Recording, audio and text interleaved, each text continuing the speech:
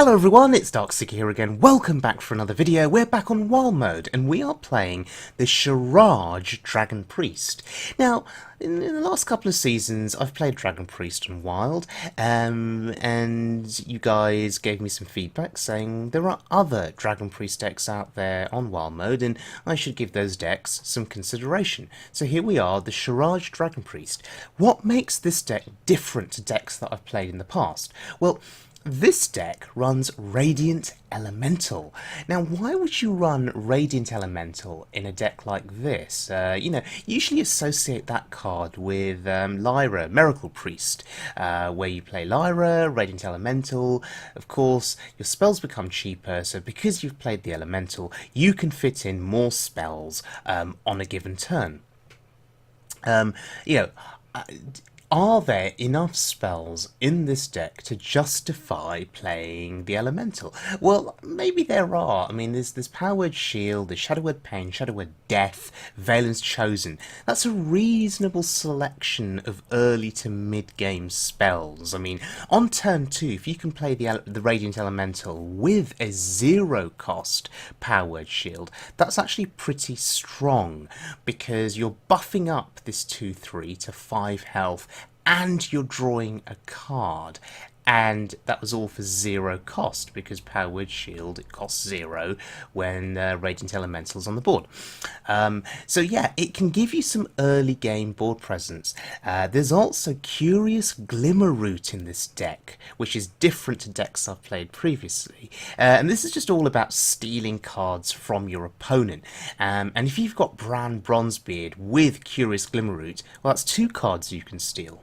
And the rest of the deck is pretty much a standard Dragon Priest deck. You've just got lots of dragons, and dragons are pretty solid minions with solid effects as well. So let's have a look at the deck in action, starting off against a Warlock. So we've got the Glimmerroot in hand, which is actually pretty exciting. Now my money is on this being a Reno lock, because he didn't play anything on turn 1, it's now his turn 2, and yep, there's the tap, it's Reno lock. So, because it's Reno lock, I'm actually going to coin out the Glimmerroot. Now, some of you will be yelling at me here saying, misplay, misplay. You should have just played on curve with the Netherspite. Yeah, I could have played the Netherspite Historian. I could have discovered a dragon. But I think this is better, because I'm going to push 3 to his face. And in a game like this, I have to be aggressive. I really do.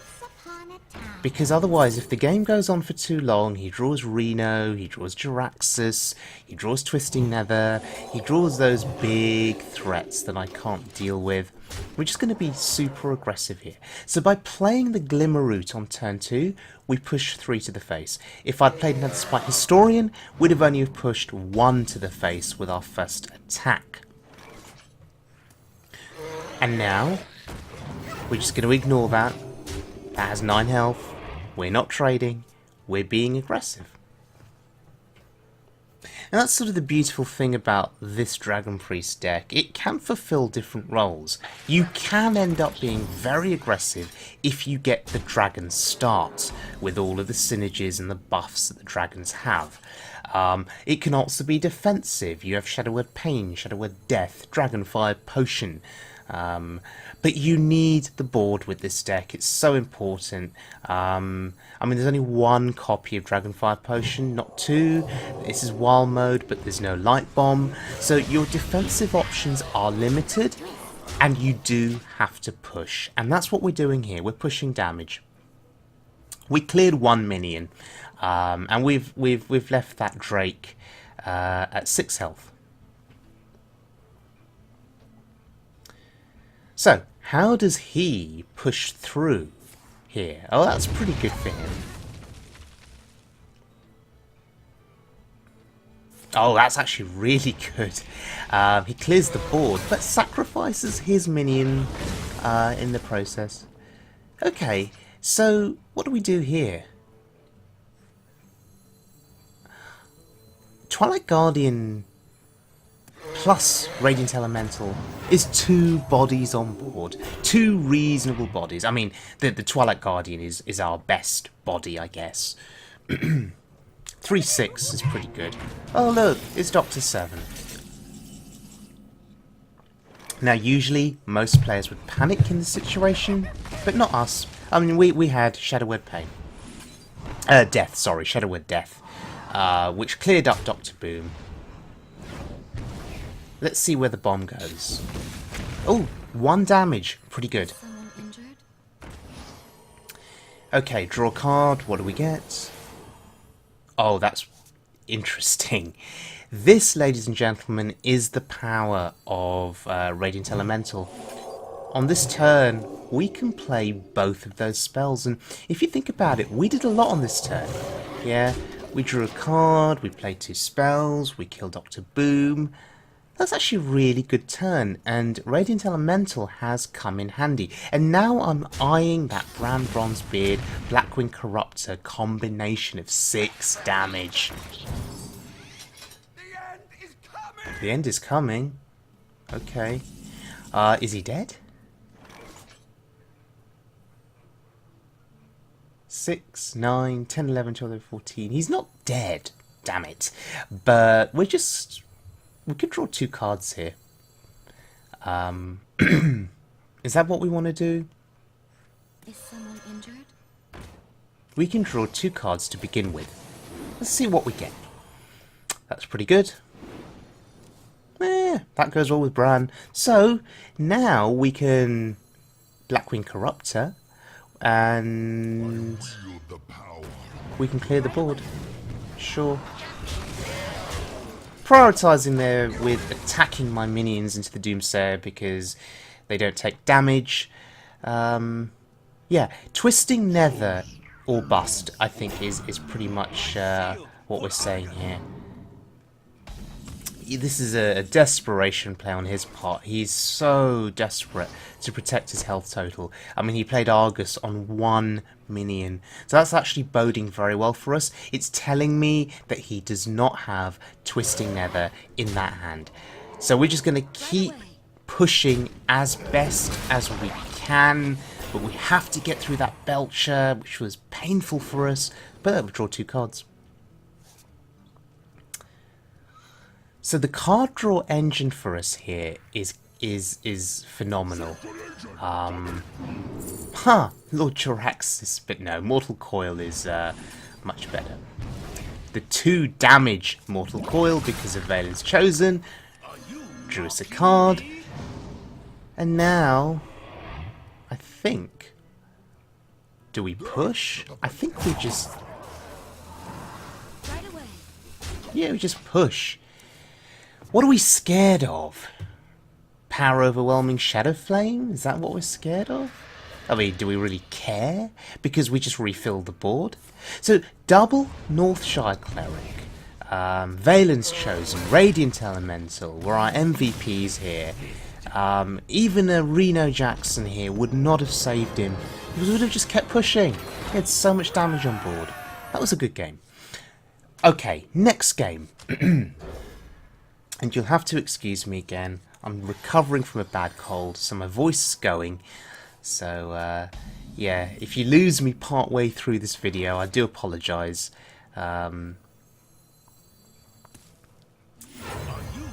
Okay. Coining that out, I think, is reasonable, because my suspicions are that this is potentially Pirate Warrior that didn't have a turn 1 play. I mean, at this rank, it usually always is Pirate Warrior. Okay. You don't see that card every day. How interesting. Okay, what do we do here? Do we just play Radiant Elemental? I think we do. It's a 2-3. It's a 2-3, and next turn... Oh wow, okay.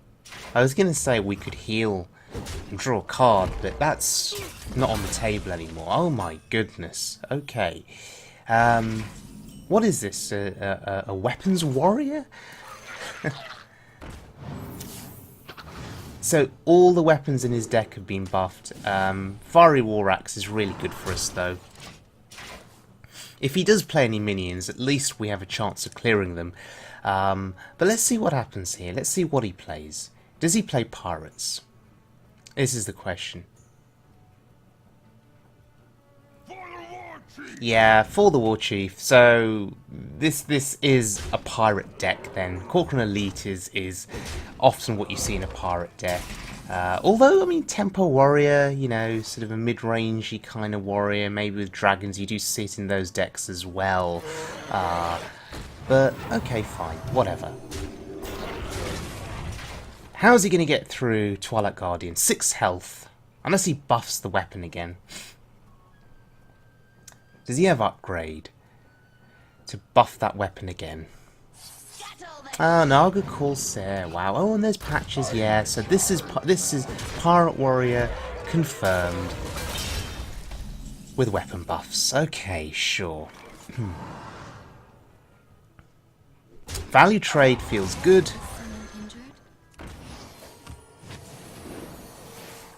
The heal feels bad because we couldn't really, you know, heal our face there. Healing face would have perhaps been a safer option because your health total really matters in this game. Because the Pirate Warrior can just do insane amounts of damage from nowhere. And whilst I may look safe, sorry, at this health total, I don't feel safe at this health total. But seeing him do that, well, that reassures me a little bit. Because I can deal with that. With Shadowed Pain. But first we discover a dragon. Oh, Chromagus. Oh, I want Chromagus. Twilight Drake, though, is the sensible pick. Because it costs 4. Yeah. We take the sensible pick. We take the pick that we're going to be able to afford to play on an upcoming turn. And perhaps play it with something else. Okay, now we heal our face. Wow, okay, his hand must have been bad, but actually once you get the board against Pirate Warrior and they play small pirates, you can just trade into them and win the game. Okay, next game. This is a Shaman. Now, there are different Shaman decks that you see on Wild Mode. There's the Token Bloodlust version. There's the Controlly N'Zoth version with huge amounts of AoE. There's the aggro version with Tumultrog Totem Golem and Doomhammer. Yes, that card still gets played, unfortunately. And we don't run any weapon destruction in this deck. So if he's playing lots of weapons, that could be really bad for us. So I think weapons in general, they get more value than playing minions, right? Because often, you know, you can attack twice or more with a weapon. And for the cost that you pay for playing the weapon, attacking twice or even 3 times or whatever it is, it's serious value. It's serious value. Okay, so Argent Squire. So this is going to be probably an aggressive token-based Shaman which will have Bloodlust. That's what I'm predicting. The job of this deck is to be able to put on enough pressure in the early and mid-game such that we negate his tokens, we negate his pressure. And actually, double Wyrmrest Agent is a reasonable amount of pressure. At least in our version of the early game. I mean, it's a 2/4. It's going to be hard to remove. Yeah, you see, this is what I was talking about. 4 health, and he had to attack with both minions. Yes, Wyrmrest Agent OP confirmed 2017. Wyrmrest Agent with Valence Chosen, on the other hand, even more OP. Yeah, Valence Chosen. Great card. So now, he'd need Hex. But he may not even run Hex in his deck. Okay. I'm not playing a second Valence Chosen, because if he did have Hex, or Devolve actually, would be really sad. His deck probably plays Devolve, for sure. So, the question for him though is, I mean, would you want to devolve one minion? Well, I guess if that one minion eats up your entire board, yeah, it's worthy of devolving. We just have answers for days here in this hand of ours. Blackwing Corruptor eating up that Flame Tongue Totem, literally gobbling it up. So, next turn, just thinking ahead.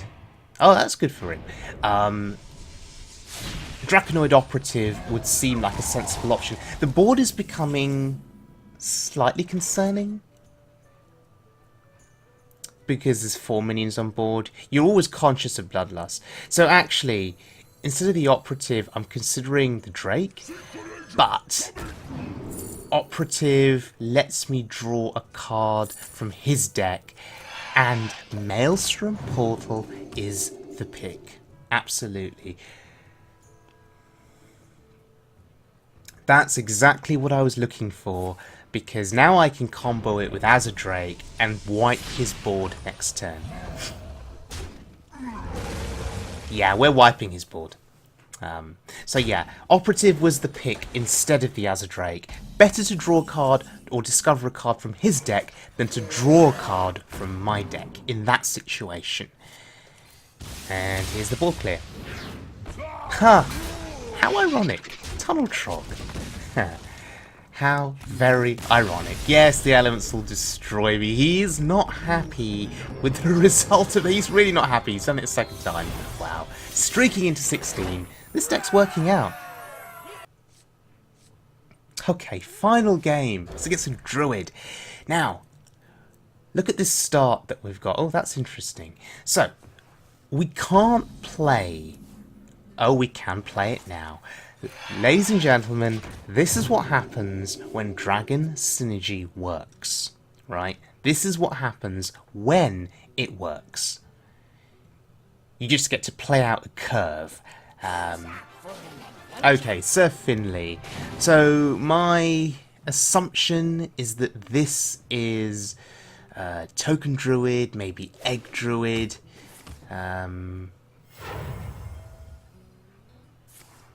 Yep. So, he's going to be quite aggressive in this game. Well, one of the best ways of stopping aggression is to play Wyrmrest Agent. You saw in that previous game against the Shaman that Wyrmrest Agent, on turn 2, 2 of them down on the board, really ruined the Shaman. He had to trade everything in. And we were really happy to see that. So let's see how the Druid deals with this. Now, Druid will have tools to trade with some efficiency. So he can buff those 2 minions. Or not. Okay, so clearly he didn't have the cards that he needed in hand, and he probably thought that I was just going to outvalue him in the early game, and if I outvalue him on the board in the early game, there's no real coming back. So, yes, the Sharaj Dragon Priest, working incredibly well, taking me into rank 15, which I was really happy with. And yes, I am now a believer in Radiant Elemental. I see the value. You saw the value. You know, just cheapening those spells, allowing you to fit more in on a particular turn. So there's that turn where I was able to, you know, Shadow Word Death, play the Elemental, get a 0-cost Powered Shield, a 2-cost Valence Chosen. I was able to do so much on that one particular turn. So yeah, I am a believer in the Radiant Elemental. Curious Glimmerroot. Well, you saw in that previous game, I was able to discover Maelstrom Portal and actually combo it with Azure Drake and wipe a board. Yeah, it just works really, really well. So, yeah, the thing about the Glimmerroot, though, is that you've got to guess correctly. And sometimes just sometimes, if you play it too early and you don't know what kind of a deck your opponent is playing, sometimes it's possible to guess wrong. You know, it's rare if you know Hearthstone pretty well and if you know what kinds of cards are played against you on the ladder, and if you can look at an opponent and make a sound prediction based on what you've seen that's been already played, usually, you know, you guess correctly. So, Curious Glimmerroot, Radiant Elemental, pretty decent inclusions. The rest of the deck, very, very solid. Bran, Bronzebeard, actually synergizing very well with a lot of cards in this deck, with Netherspite Historian, with Curious Glimmerroot, with Azadrake, with Blackwing Corruptor, with Draconid Operative. So Bran is really very much a potential MVP, but in the games that you saw in this video, he wasn't really needed all that much. So thank you very much for joining me, everyone. I hope you enjoyed the video. If you did, please subscribe, and I'll see you all again very soon for more Hearthstone action.